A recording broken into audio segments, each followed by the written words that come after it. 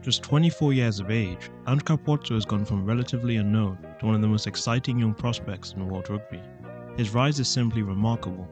In the space of just 3 years, Ange Capuozzo has gone from playing in the French second tier to dominating for his national side, Italy.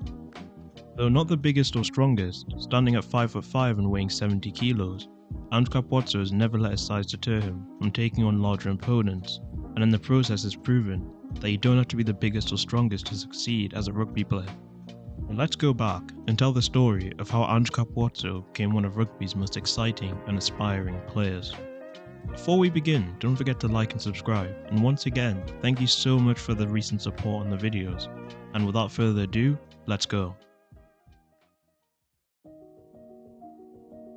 Ange Capuozzo was born on the 30th of April 1999 in Le Pont-de-Claix, in the outskirts of Grenoble, France, to French parents, with his father Frank being of Italian descent due to his paternal grandparents being from Naples, but arrived in Isère after World War II when they were children. Growing up, Ange began his rugby career in his hometown, but in 2010, at only 11 years old, he made the huge step up, joining professional French club Grenoble's youth system. This would prove to be a life-changing moment for young Ange, as it put him on a great path to becoming a professional rugby player.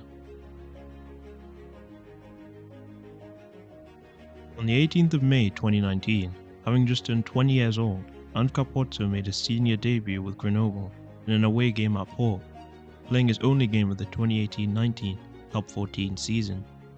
Now this was very impressive, as the Top 14 is the premier tier of French club rugby, so to debut having just been a teenager the month prior, even for one game, is a great feat. Though Ange's debut was something to be celebrated, the same couldn't be said for his club Grenoble, as they would end the season 13th with just 29 points, leading to their relegation to the Pro D2, France's second tier. This wasn't ideal for the club, as they'd been promoted only the season prior. However, a drop down to the second tier would guarantee a young player like Ange more game time, which would help massively in his development. Following his top 14 debut, that summer Ange Capuozzo was called up to the Italy Under-20 squad for the 2019 World Rugby Under-20 Championship, where he finished the competition with 2 tries in 5 games.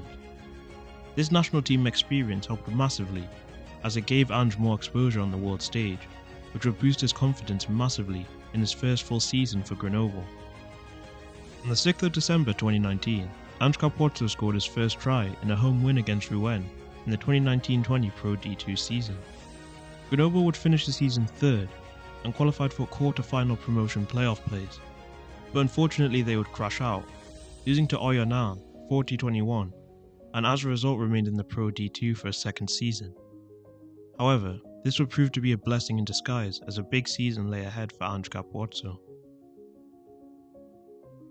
In the 2020-21 Pro D2 season, Ange scored 10 tries in 21 games and finishes the league's top try scorer, despite Grenoble finishing 6th.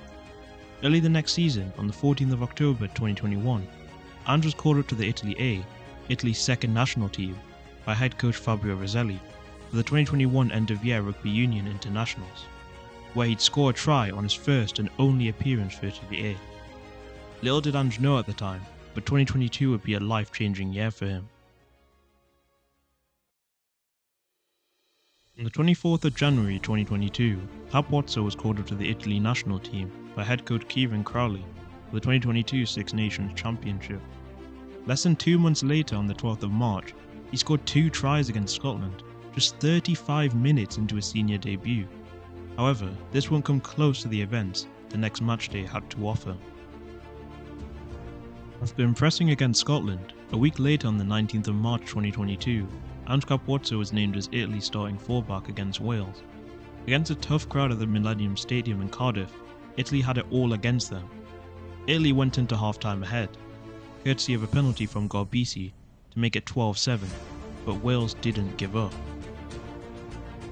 And in the second half they would respond, scoring a try in the 53rd minute, which was then converted, making the scores 14-12 and completely changing the tide of the match.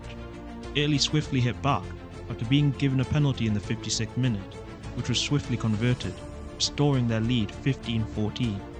With just over 20 minutes left, it was all to play for. Then Wales responded again, In the 69th minute, Welsh winger Josh Adams broke through the line and scored a try. This was then converted, making it 21-15 to Wales. With a 6-point difference and 10 minutes remaining, surely Adams had won it for Wales. To put it into perspective, Italy would have to find a way to score a try and convert it in the space of just 10 minutes. Otherwise, their hope of a famous win was over. But in the 79th minute, with what almost was the last kick of the game, something happened. Caravani. Capuozzo, Welsh defenders up very fast indeed. Off goes the whippet, and he's through! Capuozzo is through! He might be away here! Oh, Capuozzo! And he gets support from Caravani! The Romans on the rampage! Have they found the gladiator within at last to end this horrific run of Six Nations defeats? And what a way to end it. Absolutely backs himself on the outside edge. He's completely running away from support at this moment, so he has to make it work. A beautiful in and out, and still has the composure to put that pass in, which is crucially important because they've got to try and score under the post to secure that conversion. But it wasn't over yet. They were still down by a point 2021 and had to convert to win it. Bessie stepped up, composed himself, and struck the ball cleanly through the posts. Italy had done it. This sealed Italy's first win against Wales since 2007 and ended a 36-match losing streak in the Six Nations Championship. Capuozzo had cemented his status as a national hero. In fact, after the game, Wales winger Josh Adams gave his Player of the Match trophy to Ange Capuozzo as a mark of respect, despite being awarded for his performance a bit early in the game. But in a stunning display of humility, Ange returned the medal to Adams, stating that Adams' gesture was the only medal he needed. Even though he'd had a world-class performance for Italy, there were still matches at club level to be played.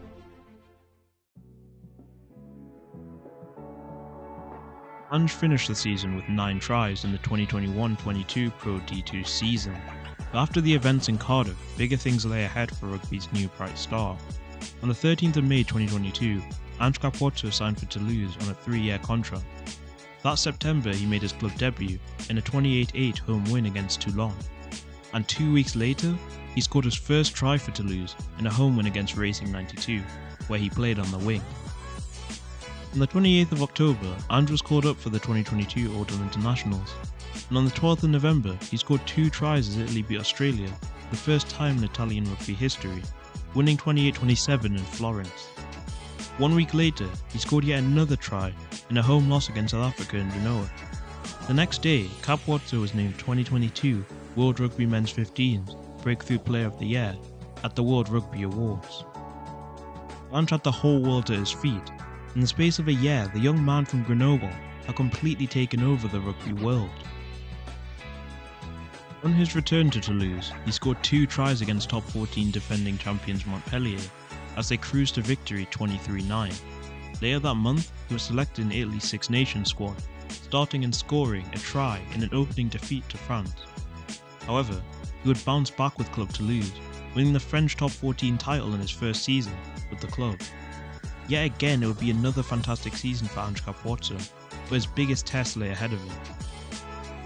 On the 22nd of August 2023, Ange was named in Italy's 33-man squad for the 2023 Rugby World Cup. In their pool, Italy finished 3rd, recording wins against Uruguay and Namibia, with Ange scoring in both games, but unfortunately lost to France in the All Blacks. In club competition, defending champions Toulouse currently sit joint first in the top 14. Honestly, as long as he stays fit, the sky's the limit for Ange Capuozzo. He's one of my favourite players right now, and I look forward to seeing just how far this guy can go.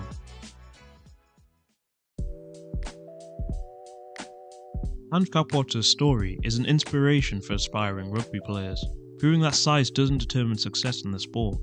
His tenacity, determination and fearless approach to the game have propelled him to great heights, and he continues to aim higher. Trust me when I say that Ange Capuozzo is on course to become a rugby legend. Well, you've made it to the end of the video. Make sure to like, share and subscribe for more of the best rugby content. Also, thanks for the support on the recent videos. Click here to watch either of them now. With that all said and done, it's been your boy Rugby Central 1, and I'll see you next time.